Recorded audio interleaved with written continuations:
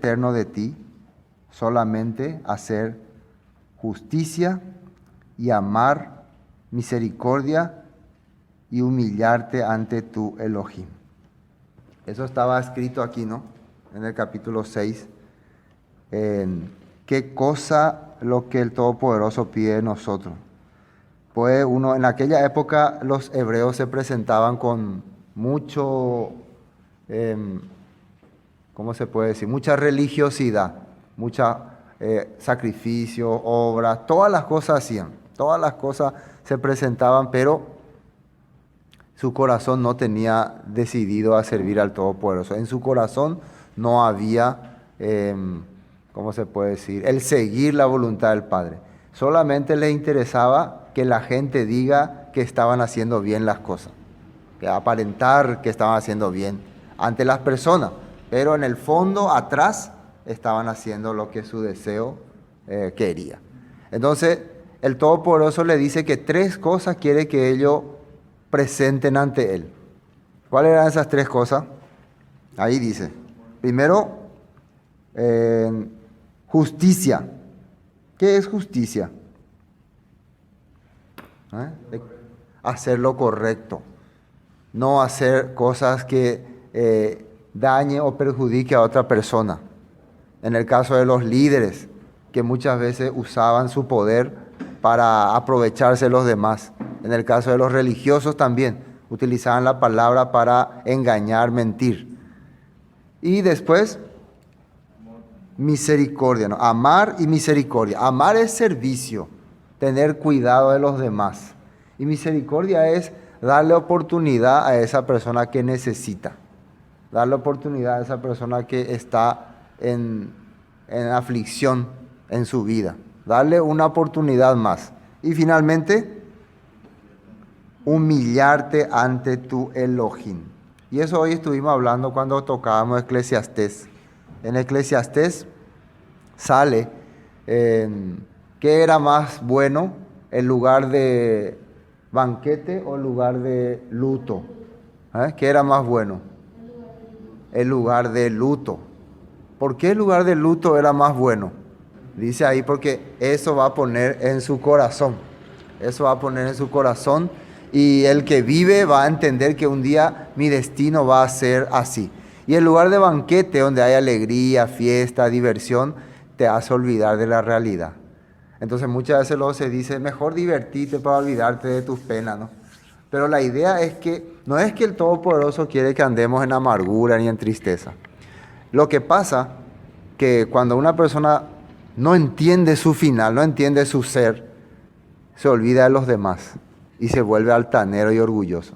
Esa es la realidad. La persona cuando tiene mucho dinero, mucho poder, cuando puede hacer con su dinero lo que quiere, empieza a usar estos términos como yo no necesito de nadie, no necesito que nadie me diga lo que tengo que hacer, para eso tengo dinero, yo voy a comprar con mi dinero lo que quiero.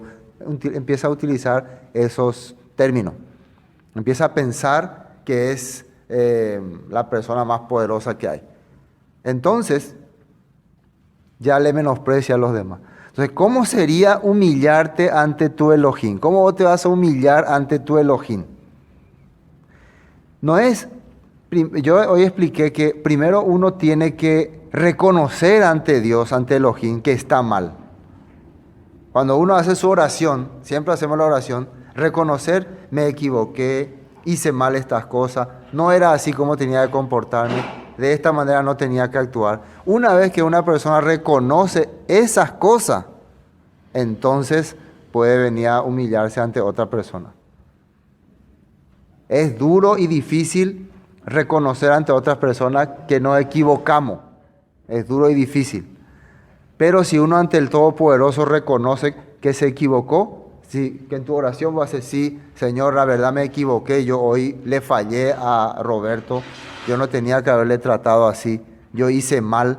Si ante el Todopoderoso ustedes reconocen así, cuando yo le encuentro a Roberto, no va a ser más difícil decirle, Roberto, yo me equivoqué contigo. Se perdonan, será. ¿Me entienden? ¿No? Pero difícil es si ante el Todopoderoso vos no te humillás, ante Él no reconoce tu falta, difícil va a ser que vos reconozcas ante otra persona. Eso es importante o no entender. Entonces, esas cosas pide Elohim de nosotros. Recordemos para no olvidarnos, 3 cosas. Número 1, justicia, hacer las cosas correctas. Número 2, amor y misericordia. Amor, servicio a los demás y darle otra oportunidad. El famoso, no, yo ya le di toda la oportunidad, ya no le perdono más. Ahora ya sí va a saber quién soy yo. Ahora me va a conocer esa persona. No, ese no. Y el último, humillarte ante tu Elohim. Reconocer ante Él que te equivocaste. Primero ante Él. Y eso es importante. Ahora, alguno diría, yo ante mi Elohim ya me humillé. No necesito más humillarme ante los hombres. Claro, si realmente te humillaste ante el Todopoderoso, ante Elohim, ya no va a ser ningún peso reconocer tus errores ante otra persona. Esa es la realidad. Entonces, ¿cómo podemos comprobar de que una persona es mentirosa cuando dice que se humilló ante Elohim? Es orgulloso ante las personas. Entonces, delante de Dios también es altanero. Dura esta palabra, ¿quién puede oírla? ¿No? Pero la Escritura así dice, ¿no? Bueno, eso es lo que pide el Todopoderoso de nosotros. Bueno, voy a seguir leyendo, ya vamos a empezar ya el capítulo 7. Corrupción moral de Israel. Bueno, había terminado el capítulo 6 cuando decía que ellos, los israelitas, tenían todavía en su corazón el pensamiento que había puesto Omri, el padre de Acab, y Acab, dice, y en los consejos de ellos anduvisteis para que yo te pusiese en asolamiento, dice el versículo 16, y tus moradores para burla llevaréis. Por tanto, el oprobio de mi pueblo. Por tanto, llevaréis para burla el oprobio de mi pueblo. Y ahora comienza el capítulo 7 diciendo, ay de mí, porque estoy como cuando han recogido los frutos del verano, como cuando han rebuscado después de la vendimia y no ha quedado racimo para comer. Mi alma deseó los primeros frutos. Esto se puede decir que es como las palabras que está sintiendo el profeta, que estoy compartiendo, estoy predicando, estoy llevando el mensaje, estoy haciéndole abrir el corazón a las personas, pero me han dejado como vacío, como cuando se hizo toda la cosecha y después venimos después de la cosecha y no encontramos nada, ¿no? No hay nada, ¿no? Es como que me escucharon, pero no me entendieron, no pudieron captar lo que les decía y me quedé como triste.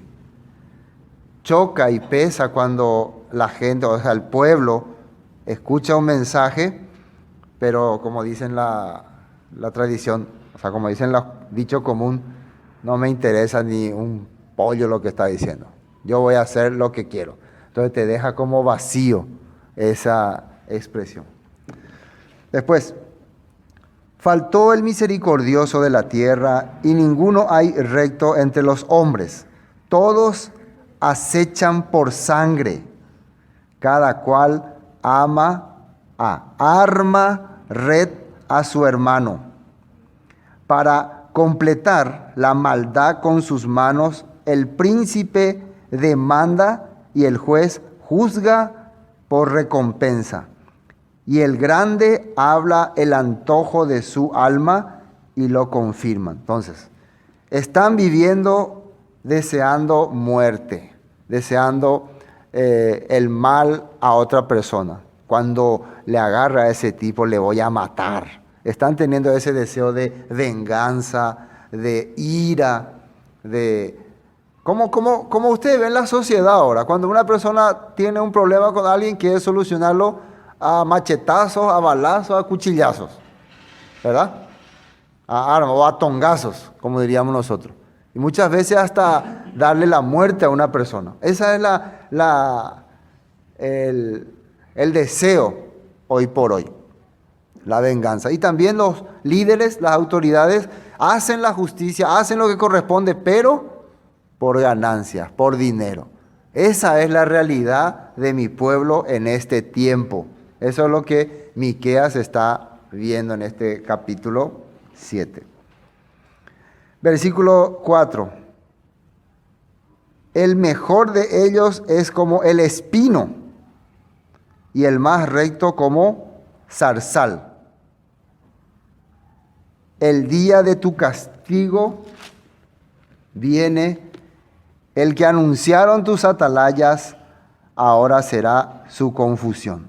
Llega entonces el día del juicio que se le había avisado. Atalayas son los mensajeros. Llega el momento en que van a entrar en confusión, en total desesperación. Esta mañana nosotros estuvimos tocando un tema importante. Nos estuvimos acordando ya a través de esta situación, la escena en donde Manasés, el rey de Judá, tuvo un conflicto porque él quería convertir el templo en una casa pagana. Empezó a hacer cosas prohibidas por la Torá en el templo. Entonces la gente le venía y le reclamaba, porque estas cosas no se hacen. Porque en la Torá dice, en la Torá dice, en la Torá dice. Entonces Manasés mandó que se decomisasen todos los rollos de la Torá que había y se quemase. Imagínense. Porque aparecía un grupo, por ejemplo, yo aparezco un grupo, ciudadanos, quiero hablar unas cosas, nuestro rey está cometiendo un pecado. Aquí en la Torá, en Devarim o en Éxodo está escrito tal cosa. Y los ciudadanos observaban, miraban y nos íbamos en masa a reclamarle al rey. Y no le convenía al rey matar a todos sus ciudadanos, si no se iba a quedar sin ciudadanos. ¿Qué le convenía entonces? Destruir los rollos de la Torá. Y no eran muchos rollos que había en ese tiempo. Entonces mandó quemar todos los rollos. Entonces el pueblo ya no tenía cómo acusar, cómo decirle que está mal lo que está haciendo. No importa si usa los profetas o usa los salmos, eso no tenía valor para ellos. Lo que decían la Torá, sí. Y el último rollo que quedaba era el rollo que tenía el profeta Isaías. Y él decidió venir a guardarlo en el templo y ahí fue apresado y después le mataron. 60 años vivió el pueblo sin Torá. Y el rey Manasés hacía lo que se le antojaba, hacía lo que quería. Vivía como a él le parecía bien. Convirtió hasta en prostíbulo el templo. Hasta que apareció su hijo Josías, su nieto Josías, ¿no? Y él sí empezó otra vez la restauración, porque él tenía un corazón conectado hacia el Todopoderoso hasta que volvió a encontrar el rollo de la Torá. Y empezó a leerle al pueblo. Entonces, imagínense que llegara un tiempo donde ya no podemos ver lo que dice la Escritura. Donde ya hacemos las cosas y nadie nos puede decir que está mal o está bien porque no hay pruebas. Por eso, todos los libros, hasta la Biblia, todas las versiones, habida y por haber. Entonces, llegará el tiempo en que ya no se va a imprimir libro y sí o sí tenés que usar tu tablet o tu celular para leer. Pero ¿qué pasa si un día alguien toca un botón de, ¿cómo se dice? Formatear todo. Y se borra todos esos libros, se desaparece todo eso. Entonces ahí nos quedaríamos sin libro. Entonces hay dos formas para poder tener la Biblia en tu vida. Número uno, a través de el libro. ¿Cuál es la primera forma? A través del libro. Y número dos, memorizando en tu cabeza. Entonces cuando alguien te diga, Xiomara, así es, vos le haces así, no, es así. ¿Y cómo sabes? Porque en la Escritura dice, ¿y dónde está la Escritura? Aquí en mi mente, yo llegué a ver, tal vez ahora no existe más, pero yo llegué a ver. Vos llegaste a leer que decía así. Entonces de tu mente no va a poder sacar la verdad. Pero si llegaste a leer, pero si no llegaste a leer, entonces ahí fuimos. Oíste que fue dicho, ¿no? Oíste que fue dicho. Pero yo os digo. Entonces es importante comprobar lo que está establecido. Y los atalayas te anunciaron, dice. Recuerden que el profeta Jeremías utilizó la escritura de Miqueas para anunciarle a ellos lo que se venía. El juicio que se venía les anunció por medio de esta escritura. Entonces, después, versículo 5. No creáis en amigo, ni confiéis en príncipe. De la que duerme a tu lado, cuídate. No abras tu boca. De la que duerme a tu lado, cuídate. Esto es muy fuerte, ¿no? Hasta de la persona que está contigo, tu esposa, tu ser más cercano, puede ser tu enemigo, puede ser tu contrario. ¿Es así o no es así?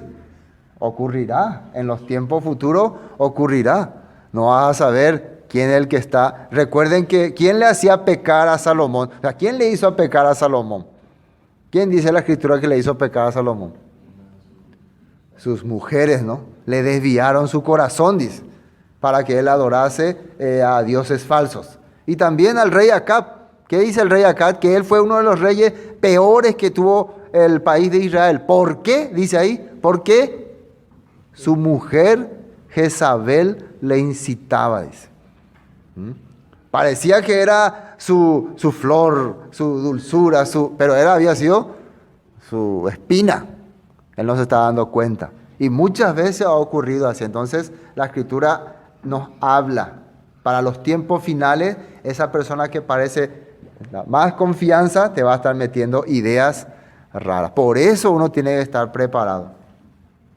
Estamos hablando ya para los tiempos finales, pero ya está mencionando eso en los tiempos del profeta Miqueas. Recuerden que estamos en las puertas de la invasión a Siria. Para la tribu del norte ya queda poca oportunidad. Para la tribu del sur todavía había chance, había unos 100 años de lapso. Pero este mensaje estaba yendo a Judá y de paso también al norte. Porque el hijo, versículo 6, deshonrará al padre. La hija se levantará contra la madre, la nuera contra su suegra. Y los enemigos del hombre son los de su casa. ¿No le parece familiar este dicho? ¿Alguien mencionó algo parecido? No, ¿verdad? Sí, ¿verdad? Yeshua mencionó algo igual para los tiempos finales. Pero él mencionó en este sentido. Veamos en qué contexto Yeshua mencionó esa palabra. Vamos a Mateo capítulo 10. Los que puedan buscar, encender su Biblia, ¿no? Capítulo 10, versículo 35. Me interesa el contexto, no solamente el dicho. ¿Cómo es que ocurriría todas estas cosas? ¿Por qué es que habría... recuerden que Miqueas está diciendo que esto va a ser la causa por la cual va a haber confusión, problemas, pleito en Israel. Los propios parientes van a ser los enemigos. ¿Pero por qué? ¿Por qué ocurriría esto? Y ahora le vamos a entender entonces a Yeshua cuando él habló. Y cuando vengan los tiempos finales. ¿Cuánto dije? 10, 35. Bueno, 10, 35. Sí. Yeshua causa división. Dice, aparentemente Yeshua causa la división, ¿no? Aunque el título así dice que dice. No penséis, no piensen que he venido para traer paz a la tierra. No he venido a traer paz, sino espada. Ahora, ¿por qué? Porque he venido para poner ahí dice disensión. ¿Qué significa disensión? Desacuerdo, ¿no? Enemistad, desacuerdo, división. Al hombre contra su padre, a la hija contra su madre y a la nuera contra su suegra.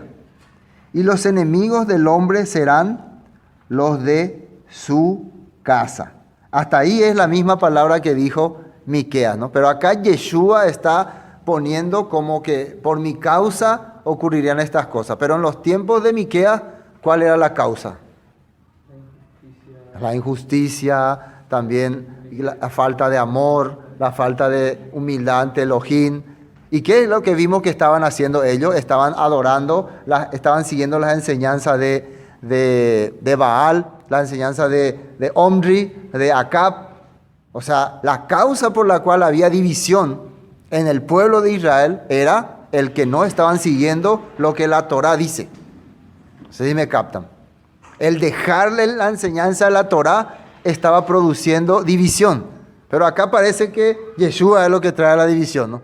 Parece que por causa de Yeshua va a haber división en la tierra. Pobre Yeshua. Entonces hasta los judíos le culpan a Yeshua por causa de que él hubo división, hubo problemas. No, ya Miqueas había dicho cuál era la razón. No era Yeshua. Era el haberse alejado de la palabra. Entonces, en tiempos de Miqueas, había personas que querían seguir la escritura, había familias que se peleaban porque no, pero nuestro rey sigue así. Nuestro rey adora Vamos a entrar en el caso de Acab. Habíamos estudiado la pasada cuando estudiamos reyes, que después de que el rey Acab confrontó a Elías y Elías le demostró el poder de Elohim, él se quedó confundido. Me parece que el Elohim de Israel es Elohim. Y en ese momento él quedó como a la mitad, porque también estaba la creencia de su esposa Jezabel. Y él empezó a tener profetas disque de Dios, de Elohim, pero que hacían lo que él quería. Entonces, más o menos siguió aparentemente al Elohim de Israel. Y había un profeta, dice que se llamaba Micaías, parece, ¿no? Que él sí le decía la verdad, pero no le gustaba nunca acá, pero le tenía ahí. Nunca mandó matarle, le tenía ahí. ¿Se acuerdan cuando vino Josafat y quería consultar con él sobre una guerra? Le dijo, vamos a consultar primero a través de los profetas al Todopoderoso, a ver qué nos dice. Claro, no hay problema. Yo tengo 400 profetas que nos van a consultar. Y los 400 le dijeron la misma palabra. Pero eso no le convenció al rey Josafat. ¿No hay algún otro profeta por acá? Sí, hay uno, pero nunca me habla bien. Entonces, ¿qué podemos ver ahí? Acab, rey de Israel, confiando en profetas de Elohim, aunque corrompidos. Y su esposa, la reina, confiando en Baal y, ¿cómo se llama? La diosa Astarte. Y tenía también sus profetas. Cuando se crían sus dos hijos, ¿se acuerdan de los dos hijos de Acab? A ver si me dicen los nombres. Ocosías y el otro, Jorán. Ay. Ay, no se acuerdan. Ocosías y Jorán.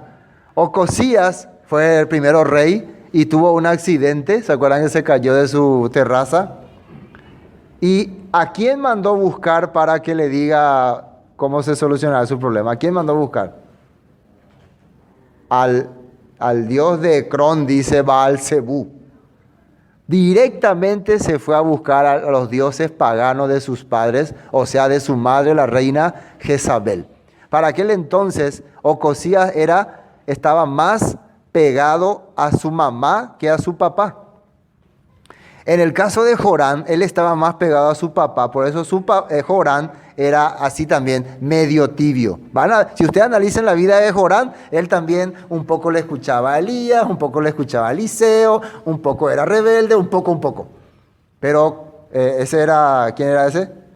Jorán. Pero el otro, Ocosías, directamente estaba confiando en Baal. Otra hija perversa de Acab que creía en el paganismo era Atalía, ¿no?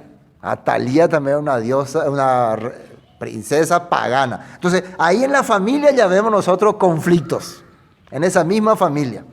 Y empieza a crearse los conflictos por causa de la escritura. Porque algunos no, pero al final tenemos que seguir lo que la Torá dice, no, pero vamos a seguir en media. Y eso es lo que traería confusión y espada en la familia, hasta guerras, hasta muertes. Bueno, Miqueas ya lo había dicho.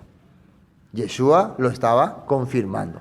Cuando él dice, yo no he venido, no dice que yo soy la causa de la división. Es la enseñanza que voy a dar lo que va a traer la división. Hay que entender bien ese punto. No es que nos peleamos por causa de Yeshua. Nos peleamos y nos dividimos y nos separamos por causa de la enseñanza. ¿Entienden, no? Bueno. Ahora, ¿qué dice acá? Miren, seguimos en Mateo. Porque he venido a poner eso ya está en disensión, al hombre contra su padre, a la hija contra su madre y a la nuera contra su suegra. Y los enemigos del hombre serán los de su propia casa. El que ama a padre o a madre más que a mí, no es digno de mí. El que ama a hijo o a hija más que a mí, no es digno de mí. Y el que no toma su cruz y sigue en pos de mí, no es digno de mí. Y ahí otra vez viene la confusión. Entonces uno tiene que idolatrar a Yeshua. Oh, Yeshua, mi hijo no importa, mi familia no importa, solo Yeshua, solo Yeshua. ¿Así? Y parece medio raro, ¿no? Solo Cristo en tu vida, hermano. Cristo solamente, marcátelo ahí con Cristo. Nuevamente estamos viendo de qué se trata. Acá dice ama. El verbo amar, que era, la palabra amar era ahava, era una fuerza. A ver, ¿quién me dice? Fuerza que alaba, sirve y se congrega y sirve a los demás. Así era. Fuerza que alaba, se congrega y sirve a los demás. Eso era amor. Entonces, cuando dice más que a mí, se está refiriendo entonces que le idolatremos a la persona de Yeshua o al propósito que Él nos vino y nos dejó. Al propósito. Y el propósito que Yeshua nos dio es una fuerza que hace que alabemos al Todopoderoso. ¿Para qué? Para reunirnos, dice. Para congregarnos y para servirnos. Y lógico que si tu familia está en ese propósito, pues tienes que amarle, alabarle, servirle. ¿Sí o no?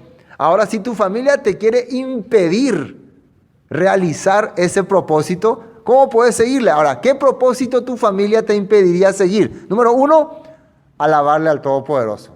Número 2, reunirte con los demás. Número 3, servirle a los demás. Entonces, si te prohíben hacer eso, discúlpenme, pero mi familia no quiere que ni alabe a Dios, ni me congregue con ustedes, ni le sirva a nadie. Solamente quiere que haga sus caprichos, sus deseos. Que tomemos, nos emborrachemos, farreemos y punto. Entonces, ¿se está entendiendo lo que Yeshua quiere decir? No está diciendo el tenerle en poco, el humillarle, nada que ver. Es que te impida hacer lo que el Padre quiere. Que te impida hacer lo que el Todopoderoso quiere. Eso es. Si tu familia no te impide servir, no te impide reunirte, no te impide alabar al Todopoderoso, pues no tenés por qué menospreciarle a ellos. Por más que no tengan tu misma fe. Eso tienen que entender muy bien. No tenés por qué alejarte ni apartarte, al contrario. Si ellos no te impiden hacer ninguna de estas cosas, entonces ellos están también en el grupo a quien vos tenés que servir, al que tenés que alabar, al que tenés que amar. Amén. Eso la Escritura nos quiere. Entonces, si vos sos de esos que aceptás rebelarte contra esta voluntad, entonces no sos digno de la palabra del Todopoderoso. Eso está hablando. Entonces vas a tener sí o sí enemistad. Después continúa diciendo, el que no toma su cruz y me sigue en pos de mí, no es digno de mí. Tomar la cruz quiere decir dejar, oponerte al sistema. Ese es tomar la cruz. Al tomar la cruz vos te estás rebelando contra el sistema. Estás saliendo del sistema y siguiendo la línea establecida por el Mesías. Y el Mesías vino a establecer un sistema israelita, un sistema hebreo. Y lo único que vos estás haciendo es seguir ese sistema. Eso está hablando la Escritura. Y después, el que haya su vida, la perderá. Y el que pierde su vida por causa de mí, la hallará. Esto no quiere decir que tengas que morirte y matarte para Jesús, no. Hallar la vida, ¿qué quiere decir? Encontrar el propósito por el cual vos viniste a este mundo. Ser un hebreo y estar en el reino del Todopoderoso. Entonces ahí ya perdiste esa vida tradicional y mundana que había heredado de tu antepasado. Ya no somos un católico, ya no somos un pentecostal, un adventista, ahora sos un hebreo. Encontraste el sentido de tu vida. ¿Me entienden? ¿No? Entonces ese es el que dice ahí, el que haya su vida la perderá y el que pierde su vida por causa de mí la hallará. Bueno, volvamos a Miqueas, ¿no? Volvamos a Miqueas. Estamos entendiendo, ¿no? Entonces ahora entendemos el sentido de esta frase que aparecía en Miqueas y que Yeshua lo reconfirmó. Dice, porque el hijo deshonra, versículo 6, al padre, la hija se levantará contra la madre, la nuera contra su suegra, y los enemigos del hombre son los de su casa. Recuerden siempre que enemigo en el sentido de la palabra, no enemigo en el sentido de tu carácter. No porque vos tenés un carácter feo, grosero, maleducado y tus padres o tus familiares te dicen, vos decís, lo que pasa es que ustedes no me quieren porque yo no soy de su... No vayan a entender así, ¿no? Se refiere en el sentido de tú. Y yo no creo Que si una persona se comporta correctamente, respeta a sus padres, respeta a sus familiares, tenga muchos conflictos. Pero claro, la Escritura habla que si vos empezás a vivir correctamente, vas a empezar a tener conflictos en la vida. Eso es la verdad. Versículo 7. Mas yo al Eterno miraré, esperaré al Elohim de mi salvación, el Elohim mío me oirá. Esto habla en el sentido de que a pesar de las situaciones, a pesar de los conflictos, yo voy a seguir lo que mi Elohim, lo que el Todopoderoso diga y haga, a pesar de todo. Esto es importante entender en nuestra vida. A pesar de todo, yo voy a seguirle a Él. Continuamos, vamos a continuar. El versículo 8. Tú, enemiga mía, no te alegres de mí, porque aunque caí, me levantaré. Aunque estos ya son palabras de esperanza, ¿no? Palabras de restauración, porque se viene el juicio. Dice, levantaré, aunque more en tinieblas, el Eterno será mi luz. La ira del Eterno soportaré, porque pequé contra Él. Hasta que juzgue mi causa y haga mi justicia, Él me sacará a luz, veré su justicia. Fíjense cómo reacciona. Este era el mismo corazón que tenía el rey David. ¿Se acuerdan cuando a él le menospreciaban, le tiraban piedra? Hombre sanguinario, perverso, tú hasta estás pagando la sangre de Saúl, así le decían. Y uno de sus soldados le dice, déjame que le corte la cabeza. Y él le dice, no, deja que esta humillación, esta maldición puede convertirse en bendición. Voy a dejar que el Todopoderoso me humille, voy a dejar que me arruine, porque la verdad, yo merezco. Él entendió que merece.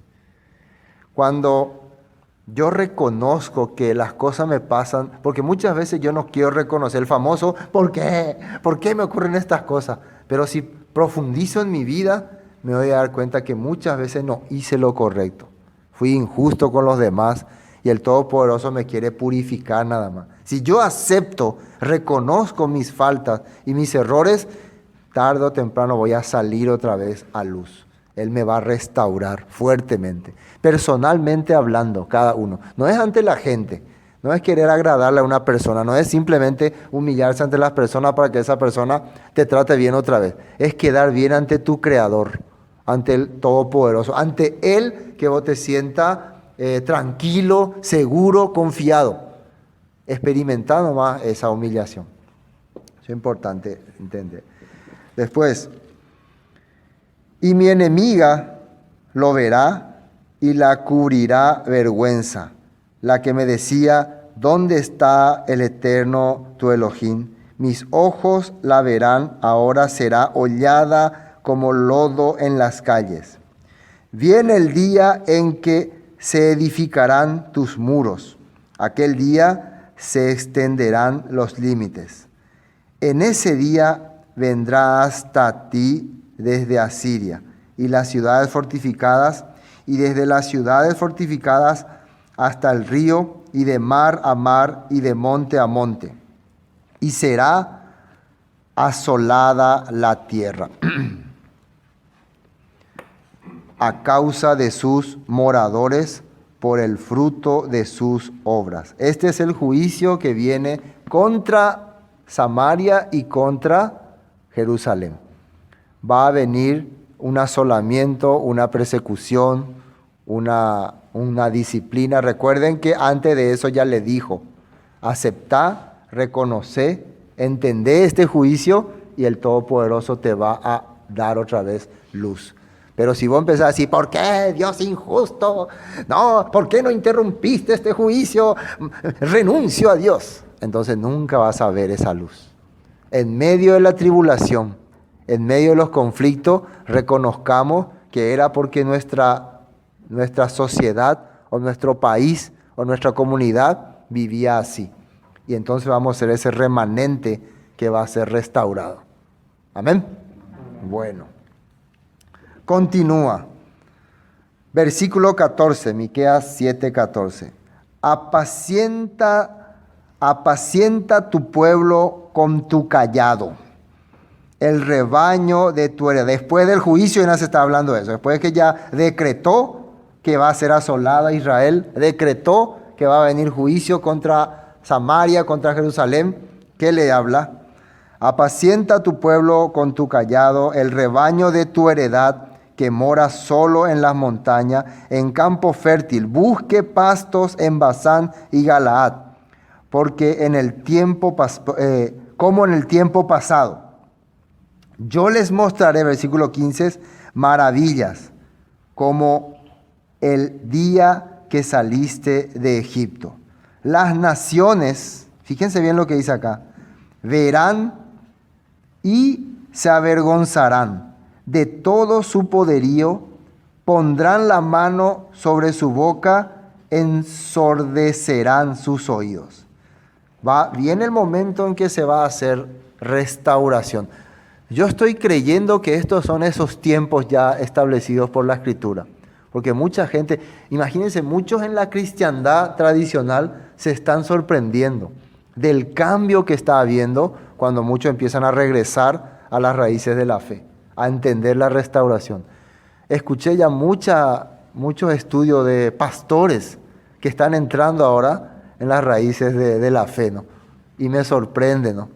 Congregaciones completas, aunque muchas cosas todavía están como no perfectamente, pero ese deseo que tienen de volver a la palabra, de enseñar la verdad, es como que para que todos se sorprendan. Ellos decían, antes hablábamos así, ahora entendimos que es así. Y eso es para nosotros un tiempo de, ¿cómo se puede decir?, avivamiento real. Y es un remanente. En cada congregación, en cada país, en cada lugar, el Todopoderoso está marcando a un remanente que está entendiendo esa voluntad. Después, seguimos, ¿no? Ensordecerán sus oídos, lamerán el polvo como la culebra, como las serpientes de la tierra temblarán en sus encierros, se volverán amedrentados ante el Eterno, nuestro Elohim, y temerán a causa de ti. Eso dice que va a ocurrir en los próximos días. Ahora quiero mirar este escrito que está en Isaías capítulo 27. Isaías 27. Isaías 27. Liberación y regreso de Israel, dice. Recuerden que Miqueas era un súbdito de Isaías. Muchos de los escritos de Miqueas son un perfecto resumen de lo que habló el profeta Isaías. Si nosotros queremos entender a Isaías, volvamos a leer lo que Miqueas dijo y vamos a entender cuál era su mensaje. ¿Qué libro dije? 27.1. 27.1. Miren lo que dice ahí. En aquel día el Eterno, ¿cuál es ese día? El día en que va a establecer nuevamente la restauración, nuevamente le va a dar luz a su pueblo, lo que estábamos leyendo en Miqueas, ¿no? Dice, en aquel día, dice el Eterno, castigaré con espada dura, grande y fuerte a Leviatán, serpiente veloz, y a Leviatán, serpiente tortuosa, y matará al dragón que está en el mar. ¿Está hablando de los tiempos finales o no? Eso también aparece en Apocalipsis, ¿no? El tiempo en que el Todopoderoso nos va a librar del enemigo, del que nos tenía oprimido. Va a hacer justicia. Después, en aquel día cantad acerca de la viña del vino rojo. Yo, el Eterno, la guardo cada momento. La regaré, la guardaré de noche y de día para que nadie lo dañe. No hay enojo en mí. ¿Quién pondrá contra mí en batalla espinos y cardos? Yo los hollaré, los quemaré a una. Recuerden que espinos y cardos representa a las naciones paganas o gentiles, ¿no? Que en Génesis dice que eso te van a consumir, ¿no? Por causa de nuestras transgresiones, las naciones nos consumían. Pero en los tiempos finales las naciones van a ser enjuiciadas, ¿no? Van a ser pisoteadas. Eso también sale en Apocalipsis. Después, el 5. ¿Os forzará alguien mi fortaleza haga conmigo paz, si haga paz conmigo? Días vendrán cuando Jacob echará raíces, florecerá y echará renuevos. Israel y la faz del mundo llenará de fruto. Así está diciendo la Escritura. Salteamos hasta el versículo 12, 27-12. Acontecerá en aquel día que trillará el Eterno del río, desde el río Éufrates, trillará que sí va a pisar, ¿no? Pisotear. Hasta el torrente de Egipto. Y vosotros, hijos de Israel, seréis reunidos uno a uno. Acontecerá también aquel día que se tocará con gran trompeta y vendrán los que habían sido esparcidos en la tierra de Asiria. Fueron los que fueron llevados en este tiempo de Miqueas. Y los que habían sido desterrados a Egipto. También los que fueron llevados en tiempos de Babilonia. Y adorarán al Eterno en el monte santo en Jerusalén. Palabras del profeta Isaías para la restauración final. Bueno, continuemos, vayamos terminando Miqueas. Última parte. El versículo 18 aparece el nombre de Miqueas. ¿Qué significaba Miqueas? ¿Quién como Miqueayat era, ¿no? Miqueayat. ¿Quién como Yah? ¿Quién como Jehová? ¿Quién como Yahweh? ¿Quién como el Eterno? Así, ¿no? Y miren lo que dice ahí. ¿Qué Elohim como tú? Ese es el nombre de Miqueas, ¿no? Ahí dice, ¿qué Elohim como tú? Por eso le llamaban Miqueas, porque qué maravillas decía, ¿no? A pesar de toda nuestra rebeldía, nos da chance, nos da esperanza, nos da fe, nos da razón para continuar. Recuerden que esta palabra de esperanza tal vez no la iban a ver la gente que la estaba oyendo, pero ellos la iban a transmitir a sus hijos. Mira, hijo mío, tal vez el pueblo está corrompido, tal vez va a venir el juicio, tal vez vamos a ser llevados en cautiverio, pero hay una esperanza para nosotros. Guarda esta palabra en tu corazón, esta palabra que te guíe, esta palabra que sea tu luz. Entonces, cuando muera esa persona, ese joven le va a transmitir lo mismo a su hijo, y después su hijo a su hijo, su hijo a su hijo, y así será. Estas palabras siempre van a ser luz en sus vidas, luz y esperanza en sus vidas. Así está diciendo la Escritura. Amén.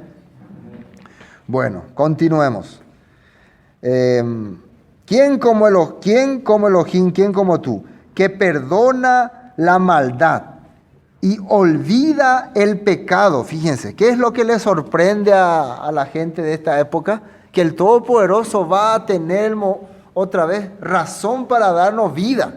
¿Quién como tú? Perdona y olvida el pecado de quién, dice ahí, los que están leyendo, del remanente de su heredad. Esta es palabra clave. Siempre esta voz de esperanza no era para el pueblo en general, aunque iba para el pueblo en general, pero un remanente era lo que iba a recibir. Un puchito, un pequeño grupo. Así que no nos sorprenda si siempre estamos un puchito. Ahora sorprendámonos cuando exageradamente estamos creciendo. Hoy en día, Congregación Betel, más de 50,000 miembros. Congregación Betel ha abierto una nueva congregación en Nueva York. Congregación Betel, nueva sede allá en Londres, con más de 20,000 miembros, con más de 500,000. Se abrió canales, radios, televisión. Congregación Betel se extiende en el mundo. Esta vez, Pastor Sergio David, la gran conferencia en el... ¿Cómo se llama ese de Australia? En Sydney, concierto. Ahí sí sorprendió. Algo pasó aquí. Algo raro está ocurriendo, ¿no? Aunque es el deseo humano de las personas, ¿no?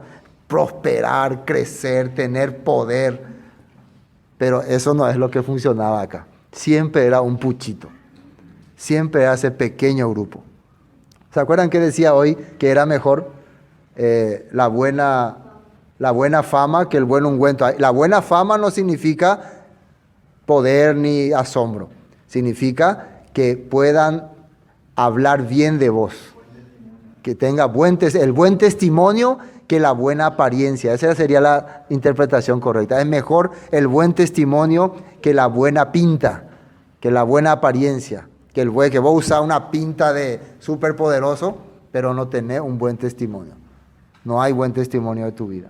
Mejor es el buen testimonio que la buena pinta.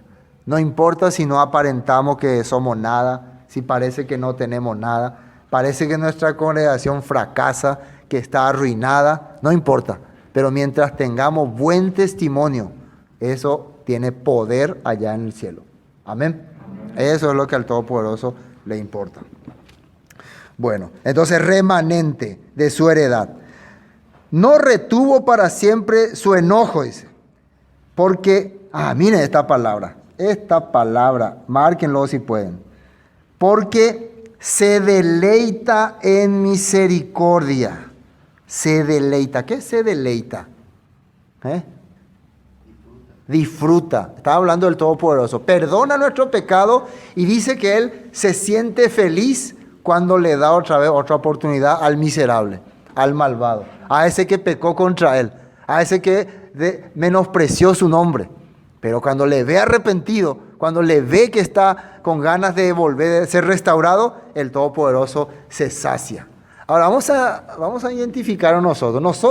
Nuestra realidad es que nos deleitamos cuando vemos que un enemigo fracasa. Porque esta se maltrata. Nosotros nos deleitamos al revés.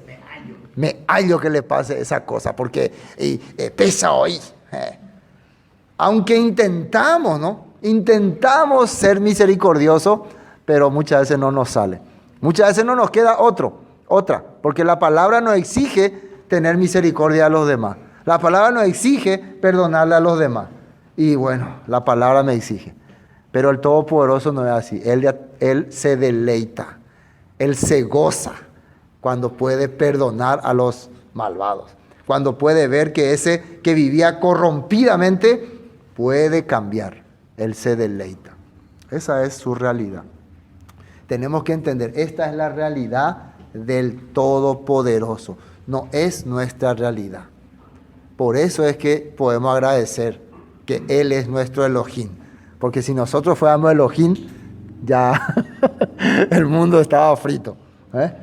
Amén. Bueno, entonces dice, no retuvo para siempre su enojo porque se deleita en misericordia. Él volverá a tener misericordia de nosotros, sepultará nuestras iniquidades y echará en lo profundo del mar todos nuestros pecados. Volverá a tener misericordia de nosotros. Va a sepultar en lo profundo del mar, ¿qué dice ahí? Nuestros pecados.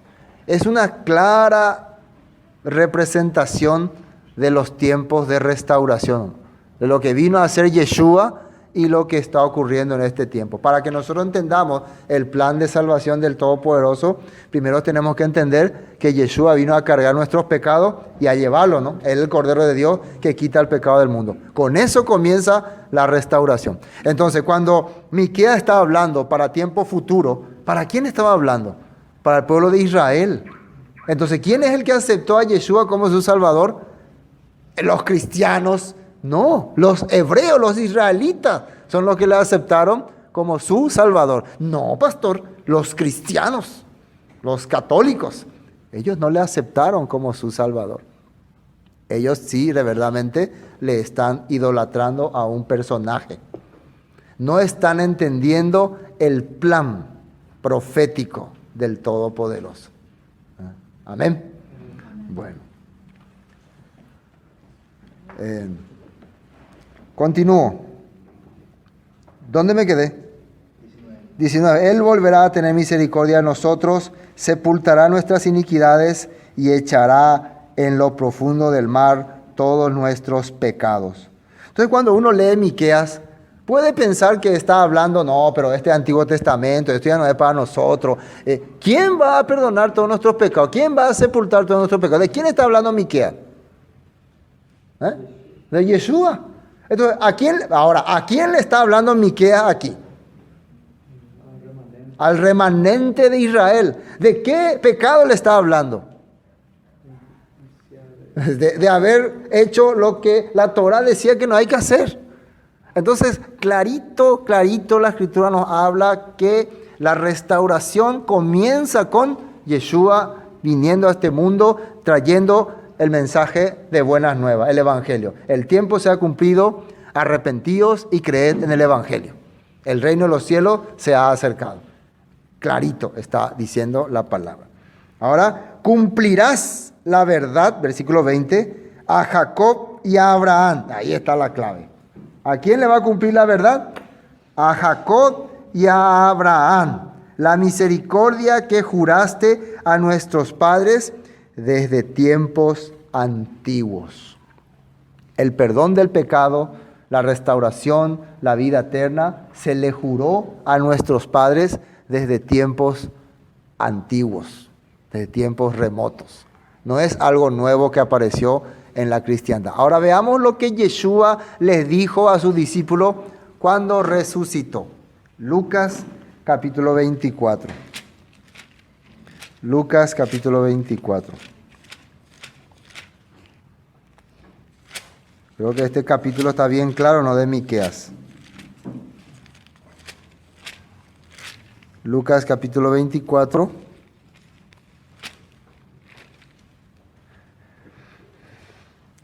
Yeshua se aparece a sus discípulos, vuelve a aparecer. Ustedes me ven, ¿no? Eso es importante, que me vean. Miren, voy a leer aquí, atiendan bien. Atiendan y fíjense bien, porque esto que vamos a leer tenemos que combinarlo con lo que Miqueas decía y con todo lo que estábamos hablando hace rato. Dice, en 44 vamos a leer. Y les dijo, estas son las palabras que os hablé estando aún con vosotros.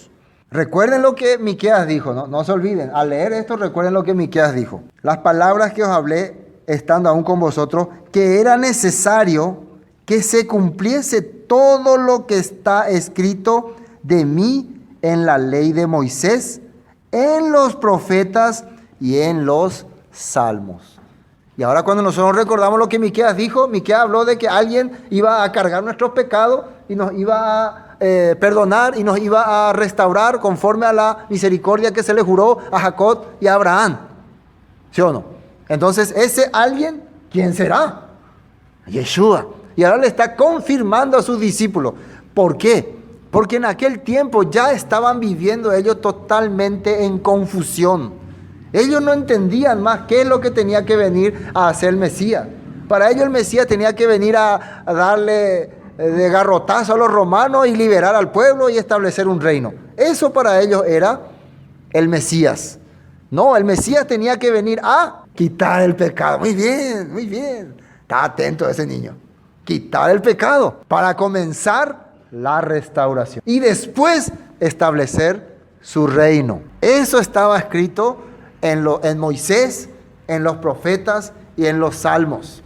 Entonces, las escrituras son importantes para entender el plan del Padre.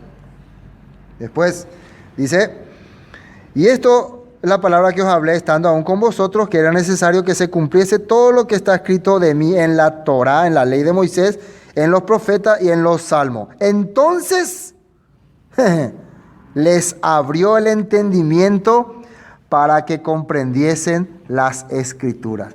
Después de haber convivido con ellos mucho tiempo, de haber muerto y haber resucitado, por fin los discípulos entienden la escritura. Así que no se preocupen si nosotros no entendemos rápido. Si ellos recién pueden entender siendo Yeshua sus maestros. ¿Cómo es que nosotros vamos a decir, ya entiende Pama, yo ya Pama pastor, yo ya entiendo todo, esa parte yo ya domino ya? Sería un poco altanero de mi parte, ¿no? Ellos tenían de maestro a Yeshua y ahora recién, viéndole resucitado, se le abre el entendimiento. Pero cuando Él les hace comprender las Escrituras, no cuando le pone un poder especial en sus caras, poder de entendimiento, no, cuando les hace comprender la Escritura, ahí ellos pueden entender. ¿Qué creen ustedes que es lo que entendieron? El plan de restauración, el plan profético que estaba escrito en Moisés, los salmos y los profetas. Nosotros estamos leyendo el libro de Moisés, estamos leyendo los salmos, estamos leyendo los profetas, todo habla sobre estos tiempos que estamos viviendo. Pero continuamos con este texto. Entonces le abrió el entendimiento para que comprendiese la Escritura y les dijo, así está escrito y así fue necesario que el Mesías, el ungido, el que fue designado, apartado para ser el que iba a cargar y llevar los pecados del pueblo. Así está escrito, dice. Alguien tenía que ser elegido para tal tarea. Bueno, así está establecido, dice, que el Mesías padeciese y resucitase de los muertos al tercer día. Y aquí sale como referencia Isaías 53 del 1 al 12 y también Oseas 6:2, donde dice que al tercer día nos resucitará, ¿no? Versículo 47, y luego que se predicase en su nombre el arrepentimiento y perdón de pecados en todas las naciones, comenzando desde Jerusalén. Ahora, ¿esto está en la Escritura o no? Si ustedes me dicen no, entonces no entendieron de qué yo estuve hablando casi una hora de Miqueas. Y se restaurará, y se le hará, y se le liberará, y volverán a entender, y volverán a estar. Todo eso estamos hablando que está en los profetas. Que se anuncie que volverá el pueblo a su país, que volverá a recibir pastos. Eso estaba explicándose ellos, ¿no? Entonces el que ahora un evangelista salga y predique las buenas nuevas, eso ya estaba anunciado en Isaías, en Miqueas, en Oseas, pero evangelio de restauración, el evangelio de retornar a nuestra casa, a nuestra tierra, no un evangelio, como dice el apóstol Pablo, diferente, un evangelio que nos lleva a otro lugar, a otro destino. Entonces, Yeshua está confirmando esto, ¿no? Perfectamente confirmando lo que los profetas dijeron. Comenzando desde Jerusalén, y vosotros sois testigos de estas cosas. He aquí yo enviaré la promesa de mi Padre sobre vosotros, pero quedaos vosotros en la ciudad de Jerusalén hasta que seáis investidos de poder desde lo alto. Y esa sería la confirmación del Rúa en el corazón de ellos. ¿Qué era la confirmación del Rúa? La certeza de que ellos tienen el poder del Todopoderoso en su corazón y están llevando el mensaje. ¿Cuál es el mensaje? De restauración. ¿Para qué Dios le sacó a Israel de Egipto? Para llevarlos al monte Sinaí y ahí hablarle y decirle su plan. Ustedes son mi pueblo y yo tengo un plan con ustedes. Yo quiero que sean mi especial tesoro. Para eso les trajo ahí. Y a partir de ahí, ellos ya empezarían a cumplir ese plan, con Josué a la cabeza. Amén. Bueno, entonces así terminamos el libro de Miqueas. Hoy próximo vamos a empezar con el libro de Nahum. Nahum, la ira vengadora de Elohim. Nuevamente otra vez venganza, juicio, un nuevo capítulo. Se repite la historia, ¿no? Pero por lo menos cada profeta termina con una voz de esperanza, ¿no? Empieza con un juicio y termina con una voz de esperanza. Parece que este era un profeta que vivía ahí por el campamento de Nahum, ¿no? O de Capernaum, ¿no? De ese lugar.